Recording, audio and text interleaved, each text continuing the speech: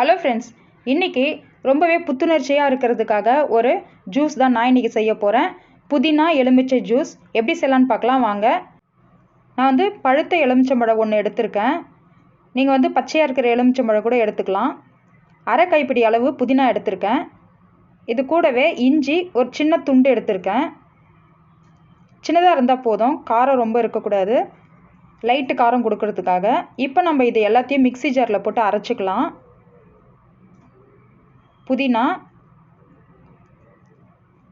நம்ம எடுத்து வச்ச இஞ்சி துண்டு 2 நல்லா பொடியாக கட் பண்ணி போட்டுங்க, அப்போ தான் அரைக்கிறதுக்கு ஈஸியாக இருக்கும்.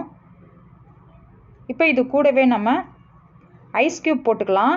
இது எதுக்குன்னா புதினாவோட கலர் அப்படியே இருக்கும், நல்லா க்ரீனிஷாக இருக்கும். அதுக்காக கூடவே நான் வந்து எலுமிச்சம்பழத்தை ஒரு எலுமிச்சம்பழம் ஜூஸை ஃபுல்லாக புழிஞ்சு விட்டுக்கிறேன்.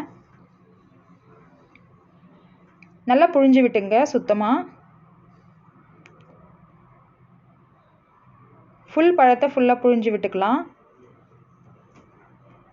இப்போ இதில் 2 கிளாஸ் தண்ணி ஊற்ற போகிறேன்.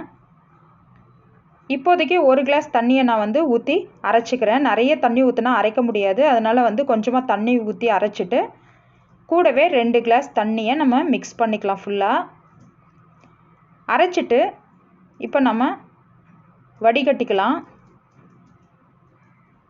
ஃபுல்லாக நல்லா வந்து அரையணும். அரைஞ்ச பிறகு நம்ம வடிகட்டிக்கலாம். வடிகட்டிட்ட பிறகு நம்ம தேவையான அளவுக்கு தண்ணியை ஊற்றிக்கலாம். நான் வந்து 2 கிளாஸ் தண்ணியை ஊற்றிருக்கேன். ஒரு எலுமிச்சம்பழத்துக்கு 2 கிளாஸ் தண்ணி போதும். இப்போ இதை நல்லா அழுத்தி விட்டு வடிகட்டி எடுத்துக்கலாம். வடிகட்டியாச்சு. இப்போ இது க்ரீனிஷாக தான் இருக்கும். நான் வந்து இப்போது கண்ணாடி கிளாஸில் இதை நான் ஊற்ற போகிறேன். இதில் வந்து நமக்கு தேவையான அளவுக்கு ஐஸ் க்யூப் போட்டுக்கலாம்.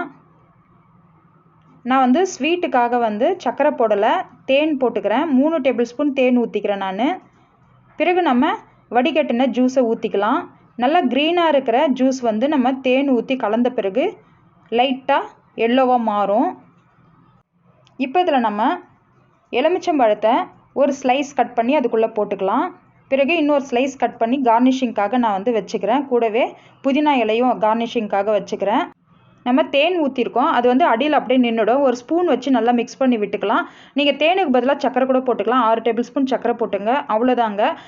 புதினா எலுமிச்சை ஜூஸ் சூப்பராக ரெடி ஆகிடுச்சு. நீங்களும் இந்த ஜூஸை ட்ரை பண்ணி பாருங்கள். ட்ரை பண்ணி பார்த்துட்டு எப்படி இருக்குது கமெண்ட்ஸில் சொல்லுங்கள். பிடிச்சிருந்தால் லைக் பண்ணுங்கள், ஷேர் பண்ணுங்கள், சப்ஸ்கிரைப் பண்ணுங்கள், பெல் ஐக்கானையும் கிளிக் பண்ணுங்கள். நான் உங்களை அடுத்து ஒரு சூப்பரான ரெசிபியோடு சந்திக்கிறேன். நன்றி, வணக்கம்.